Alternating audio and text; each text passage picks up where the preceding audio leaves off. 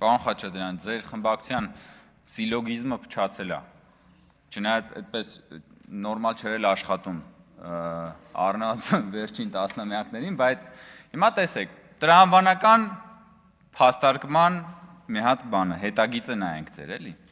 Դուք մանտրայի պես կրկնում եք արդեն տարիներ շարունակ, որ Նիկոլ Փաշինյանը 2019 թվականին հայտարարեց, որ Արցախը Հայաստանը եւ վերջ, եւ դրա պատճառով եղավ պատերազմ։ Այսինքն դուք հայտարարում եք, դուք այսքան ժամանակ եկել եւ ասել եք, որ պատերազմը սանձազերծել ենք մենք, Նիկոլ Փաշինյանը, իր հայտարարությամբ։ Հիմա ասում եք՝ մի րոպե, հայտարարությունը չի կարող ծնել պատերազմ, պետք է լինեն հետախուզական տվյալներ, եւ օրինակ երբ որ Ռոբերտ Քոչարյանը ասում է, որ Հայաստանը չպետք է բավարարվի իր 29743 քառակուսի կիլոմետր տարածքով, դա չի կարող դառնալ կազուս բելլի, դա չի կարող, որովհետև հայտարարությունը ո՞ց կարա լինել պատերազմի պատճառ։ Բայց այդ հայտարարությունը չի կարող լինել պատերազմի պատճառ, պարոն Խաչատրյան։ Բա ինչի՞ եք մեր հանրությանը տարիներ շարունակ խաբում,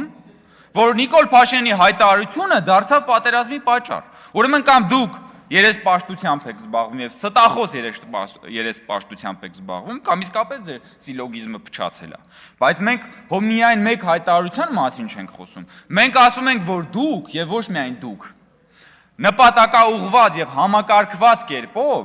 քանդում եք խաղաղության ճարտարապետությունը։ Դուք ասում եք, որ խաղաղության համաձայնագիրը, որը նախաստորագրված է, դեռևս կարող է վերաբանակցվել։ Դուք ասում եք, որ Հայաստանը չի բավարարվելու իր այս տարածքային ամբողջականությամբ։ Դուք ասում եք, որ Հայաստանի Հանրապետությունը չպետք է ունենա սահմանազատված սահման։ Դուք ասում եք, որ դուք պիտի գնաք եւ պայքարեք Ղարաբաղի հայերի վերադարձի իրավունքի համար, այս պահին դուք միջև վերջ գնալու եք դրա համար եւ այլն եւ այլն, այսինքն դուք սեղանին եք դնում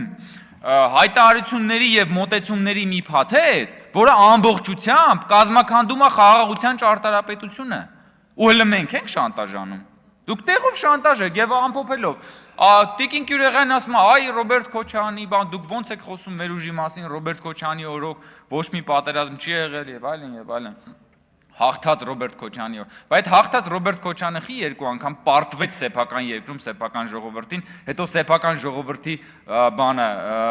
վրա կրակեց։ Այդ ո՞նց եղավ։ Բայց հաղթած նախագահը գալիս եւ ջախջախվում է սեփական պետության մեջ։ Այդ ո՞նց եղավ, որ հաղթած ղեկավարը սեփական ժողովրդին պարտվում է, ոչ մի անգամ քվե չի ստանում։ Բա դուք տենց չեք մտածել միջև հիմա, բա այդ ի՞նչ է կատարվել, այդ հաղթանակը, որ դուք այդքան ասում եք հաղթել է, այդ Ռոբերտ Քոչարյանը ինչ կապ ունի այդ հաղթանակի հետ։ Ավարտեք, պարոն Կոնչյան։ Հավանիր տեսանյութը եւ բաժանորդագրվիր նորությունները բաց չթողնելու համար։